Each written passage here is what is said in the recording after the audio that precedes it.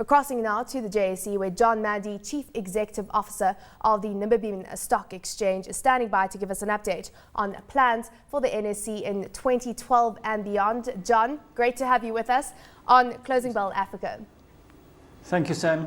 Just to correct you, it's the NSX. We've changed NSX so we don't conflict with the Nigerian Stock Exchange and the Nairobi Stock Exchange, who are both NSEs.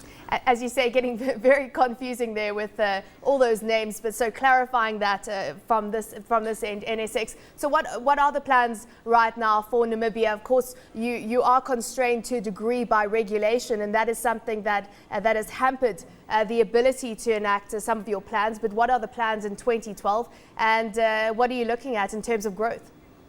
Well, yesterday we had a very exciting listing, and that was Eco Atlantic, the oil company, gas and oil company, and the first explorer in our offshore gas fields or oil fields, we hope. And that could be the lead in, because we believe that there are probably 18 of these companies out there exploring for gas and oil off our shore.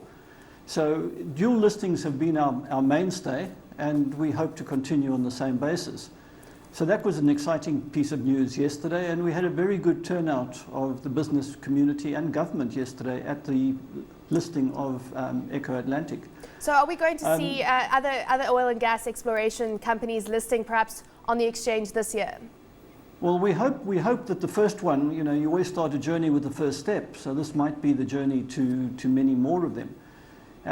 But regulation, as you alluded to, have hampered or have started the stock exchange and are now starting to hamper them. We need to get more listings on the Namibian Stock Exchange, and we've got to try and encourage them. And discussions with the Bank of Namibia, who regulates the banks in Namibia, sort of indicating that the banks should list as soon as possible, and we've got 3 commercial banks. So maybe we get 3 listings in the next 18 months from the banks.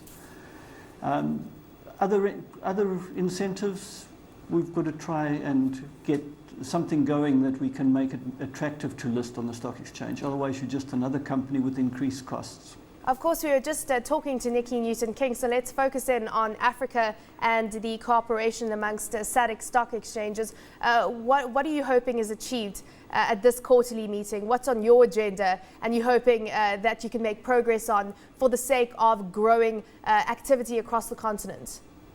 Well, like Nikki said to you, DR's depository receipts, probably the way to go to get other companies to list on our stock exchanges, and it's something that we could do immediately, and where we're going. And particularly we're interested in talking to Straight, the CSD in South Africa. And we've asked our regulator if we have to have an in-house system, or can we use Straight as an outsourced item like we've used the JSE. We've been using the JSE systems for the last decade or more, and it's been very beneficial to us. It kept our IT costs down, and we have a big brother that we can always turn to when we need something. So we have a very good relationship with the JSE. We had it under Russell, and now we hope to continue it under Nikki's regime. In terms of that technology that's needed, how costly is it going to be for the exchange? Do you have a figure there?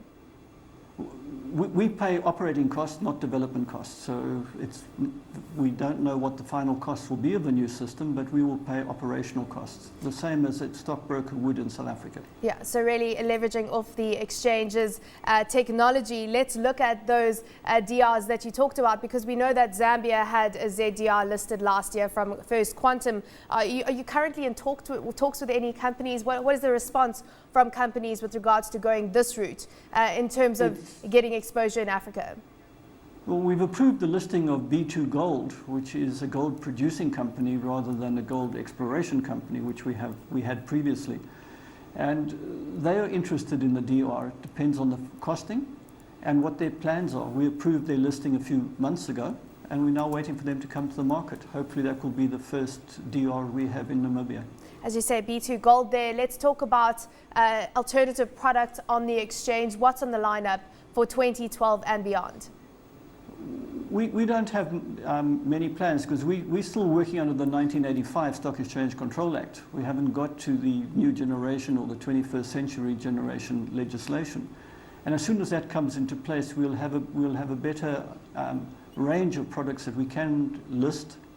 At the moment, we're limited in what we can list due to legislation. Do we have an idea of when that new legislation is going to come out? We were told in April we'd be looking at the final draft bill going to Parliament, and hopefully it would be promulgated by the end of the year. So as you say, pretty much hands tied right now. So if we look ahead into 2013, what would be then the first plan in terms of alternative products that would come to the market? The ETFs are the one that sort of excite the retail market. That you don't have to afford to buy 100 Anglo-American shares. You'd buy an ETF and you'd get a portion of Anglo-American, which is by far our largest listing, and it distorts our index. So we would have to come up with a specialized index that we could then list as an ETF.